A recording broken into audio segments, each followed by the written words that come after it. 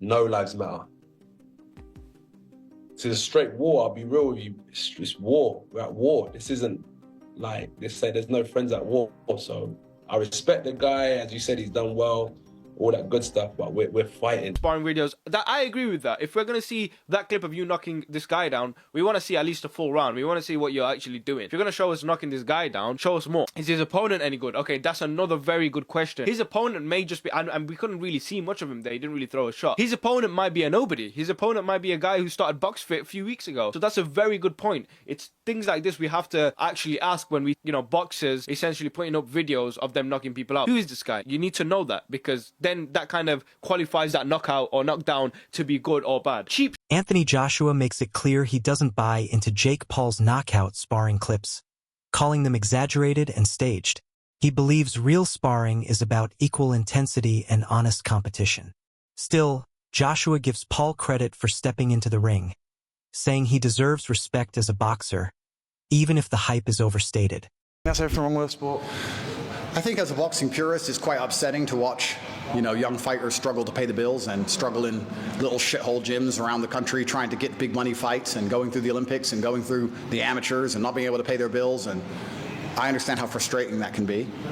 So I think that's where the frustration comes from. I don't think it's everything that's wrong with boxing. I think that anything that gets people to tune in to a boxing match is good for the sport. One more comment that he said was, Jake's been sparring Frank Sanchez, Jared Anderson, and Lawrence Okoli, some of the best the sport's got in the heavyweight division. And he said there's no way these guys are actually going in there and sparring to the full extent. Look, you're a fighter. You've had so many camps throughout your life. Do you think Jake is almost asking them to go easy, or do you think this is proper sparring going on? The point of sparring is to learn. The point of sparring is not for them to get in there and give Jake a concussion so he can't fight. So are they trying to knock Jake out? No. But are they giving him enough work for him to learn? Yeah, definitely. He's always wanted to be a boxer. He's got a stand-up game. I respect him as a boxer. Several analysts have questioned Jake Paul's sparring footage, arguing it appears staged to showcase only knockout moments. They say selectively released clips fail to reflect his overall performance or technical consistency. Critics believe a fair assessment would require showing at least 3 to 4 uninterrupted rounds, not isolated highlights. They also note that the sparring partner who was knocked out lacks elite-level skill, making him far easier to hit than a top heavyweight. These concerns raise doubts about how representative the footage truly is and whether Paul's real in-ring effectiveness against high-level opponents can be accurately judged from such carefully edited snippets. And competitive pressure remains largely untested. Tough fight. And, to anybody in the industry, Anthony Joshua is a world champion, a gold medalist. This is a big difference from, anybody else that, Jake's fought in the past. But, he's looking for these big challenges. He wants to fight the toughest guys. And I think with Anthony Joshua, he got exactly that. I mean, Anthony Joshua is a guy I would have never dreamed in a million years Jake would have fought him in his 5th year boxing in a fight situation like this. I thought he would have given it a little more time. But, this is an extremely difficult fight. Anthony Joshua is 6'6", 245 pounds, extremely dangerous, gold medalist, world champion, and I think this is a very, very difficult fight for Jake. So I wouldn't have made this fight. No. What do you give it in terms of percentage wise? Like 60% AJ wins, 40% Jake Paul wins, or 50-50, 70-30? How do you give it? Well, you got to go up when you go off the resumes. That's what I go off of. A lot of people will say potential, like, oh, this could happen, this could happen. I only go off like who's beaten who. So if you look at it on paper, it doesn't look like Jake has any chance on paper, but I think that's probably why he wanted to make this fight. And like I said, I'm not in the camp, so I don't know all the conversations that are going on in camp Jake Paul right now. But on paper, this looks like an extremely difficult fight. And any boxing experts, that I've talked to, whether it's former fighters or whoever, they don't give Jake any chance at all. I'm not saying he doesn't have any chance. I'm not saying that at all. I'm just saying that, everybody in the know-how as far as the boxing world, they're like, Jake has zero chance to win this fight. And, it is on paper, though. It does seem like it's early. And it does, seem like it's premature, in my opinion. So what are you giving it then? A 90-10? Like AJ's had, I don't know. I want to say 13. To fight? Not as of yet, I'll be honest with you. I don't want to go get my head bashed in. Sparring is sparring, and we can see some sort of technicality being shown. Now, a lot of people are calling it fake. They're saying that it's set up. Jared Anderson, Lawrence Okoli, some of the best the sport's got in the heavyweight division. And he said there's no way these guys are actually going in there and sparring to the full extent. Look, you're a fighter. You've had so many camps throughout your life. Do you think Jake is almost asking them to go easy, or do you think this is proper sparring going on? The point of sparring is to learn. The point of sparring is not for them to get in there and give Jake a concussion so Andrew he can't Tate fight. has weighed in on Jake Paul's sparring sessions, arguing that the heavyweights involved aren't giving full effort. He explains that sparring is meant for learning and development, but in these cases the fighters are clearly holding back. According to Tate, they're being paid by Paul, so their priority is completing the session rather than seriously testing him. As a result, punches lack true intensity and defensive pressure is softened, reducing realism. Tate adds that while such sessions may help Paul rehearse techniques and timing, they fail to mirror the demands, danger, and unpredictability of facing a competitive, elite-level opponent.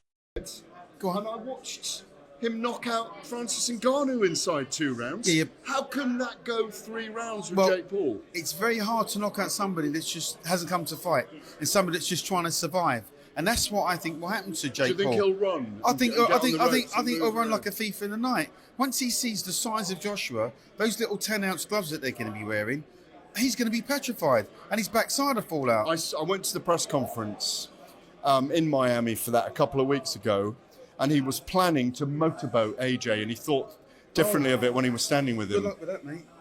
No, AJ was he'd have got motorboated out of there. Listen, mate, listen. Good luck with that, because if he starts out with AJ, puts his chin out and starts trying to goad him in, I think Anthony Joshua will definitely iron him out early. Do you think he finishes his boxing career then? Let's hope so. If Jake Paul does something weird and wins, is that impossible? Nothing's impossible. Nothing is impossible. Highly unlikely, but not impossible. If you'd been invited to fight Jake Paul for 25, I've heard it's 25 million.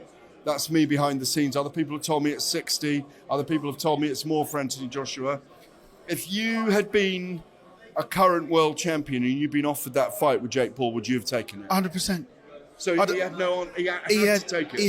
He had to take So it. you've got nothing against him taking it? I've got nothing against him taking it, spending the money even. Still got nothing against that.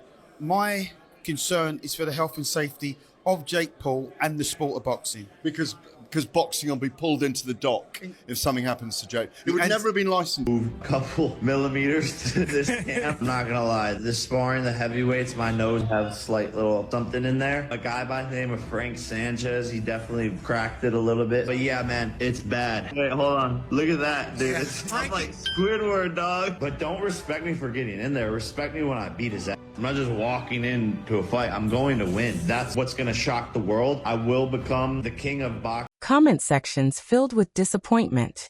I was rooting for her, but this ain't it. Why does she need to tear him down to move on? This feels immature. Fans who once defended her now criticized her silence. Others argued she should have shut the comparisons down immediately. Some even accused her of using Aaron Pierre as a prop. A visual contrast meant to embarrass Iman rather than genuinely protect her peace. The same supporters who once praised her grace were now questioning her intentions. Of course, not everyone turned. Some fans strongly defended Tayana, arguing that she had every right to move on however she wanted. They said comparisons were inevitable, that women are always expected to be polite, quiet, and considerate of men's feelings, even after relationships end. They called the backlash misogynistic, unfair, and exaggerated. According to them, Tayana wasn't responsible for how fans interpreted things, and she shouldn't have to protect her ex's image forever just to make others comfortable. The internet split clean down the middle. But even her defenders admitted one thing. The comparison changed the energy. What once felt like a healing chapter now felt messy, public, and strategic. Whether intentional or not, it shifted how people viewed Tayana's narrative. Instead of being the woman who walked away peacefully, she was now seen by some as rewriting history, benefiting from the contrast and allowing the internet to clown the father of her child without stepping in. And in celebrity culture, perception is everything. What made fans even more uneasy was the timing. This wasn't years later. This wasn't ancient history. The split was still fresh. Emotions were still raw. And most importantly, there was a child involved. People began questioning whether co-parenting respect was being prioritized, whether private wounds were being exposed for public validation, whether short-term applause was worth potential long-term damage to her reputation.